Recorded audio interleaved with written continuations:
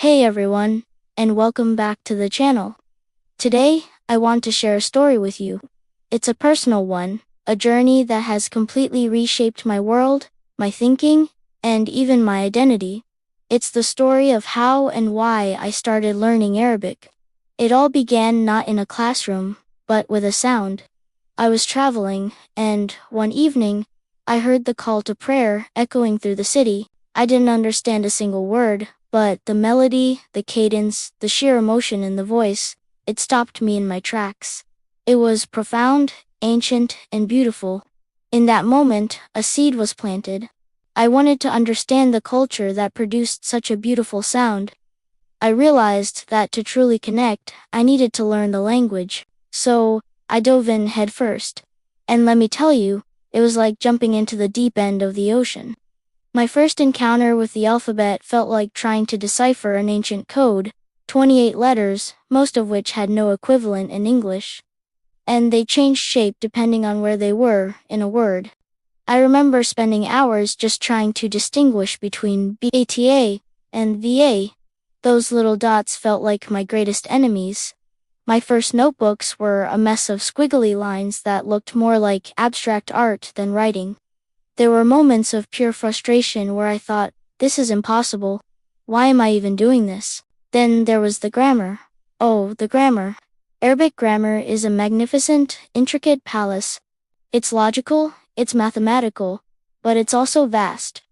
Verb conjugations that change for you, masculine, you, feminine, you, too. You all masculine, you all feminine. My brain felt like it was doing gymnastics. I'd spend a whole week mastering one concept, only to discover it was just the tip of the iceberg. I remember trying to order a simple cup of coffee and accidentally saying something completely nonsensical.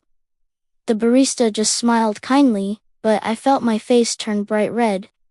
It was humbling, to say the least. But then, slowly, glimmers of light started to break through the clouds.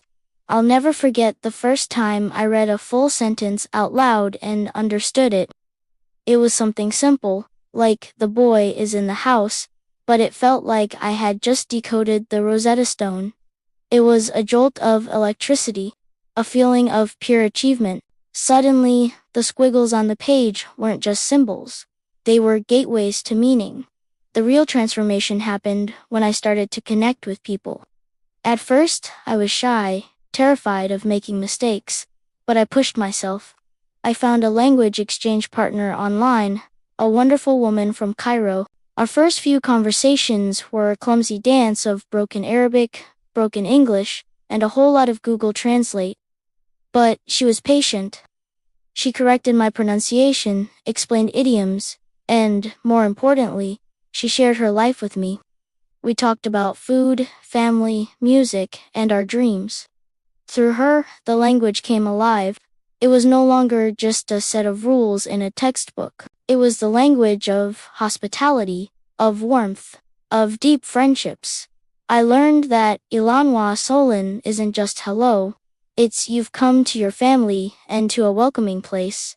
I learned how to express 1,000 shades of gratitude and respect. Every new word I learned wasn't just a vocabulary item. It was a key unlocking a new part of a rich and vibrant culture. I started consuming Arabic media. I fell in love with the legendary singer Firuz. Her voice became the soundtrack to my study sessions. I watched Egyptian movies, laughing at the comedies and feeling the drama of the classics. Even if I only understood half the dialogue, I started following news from the region, not through the lens of Western media, but directly from the source. My perspective on the world began to shift, to expand. I saw a world far more complex, diverse, and beautiful than I had ever been shown before. The Arab world wasn't a monolith. It was a kaleidoscope of 22 different countries, each with its own dialect, history, and unique flavor. Studying Arabic also taught me a lot about myself. It taught me humility. You can't be arrogant when you sound like a toddler trying to ask for directions. It taught me patience, the kind you only learn by spending an hour trying to write a single, perfectly formed letter. Most importantly, it taught me the power of human connection. Language is the bridge that spans the gap between me and you, between us and them. It breaks down stereotypes and builds empathy. When I finally traveled to an Arabic-speaking country after having studied for a while, the experience was night and day compared to my first trip. I could read street signs. I could haggle in the market badly, but I could do it. I could sit in a cafe and have a real conversation with someone, sharing stories and laughter. I wasn't just a tourist observing from the outside. I was a participant, welcomed into the fold. The joy of connecting with someone in their own language, of seeing their face light up when they realize you've made the effort to learn, is a feeling I can't even begin to describe. It's pure magic. So, if you're thinking about learning a new language, whether it's Arabic or any other, my advice is to just start. It will be hard. You will be frustrated. You will want to quit. But don't. Push through the difficult beginning, because what's on the other side is a whole new world. It's new friendships, new perspectives, new music, new food, and a new version of yourself. Learning Arabic wasn't just about acquiring a skill for me. It was about opening my heart and mind. It's a journey I'm still on, and I fall more in love with it every single day. Thank you so much for listening to my story. If you've ever learned a language that changed your life, I would love to hear about it in the comments below. Let's share our stories. And if you enjoyed this video, please give it a thumbs up and consider subscribing for more content. It really helps the channel out. Thanks again for watching, and I'll see you in the next one.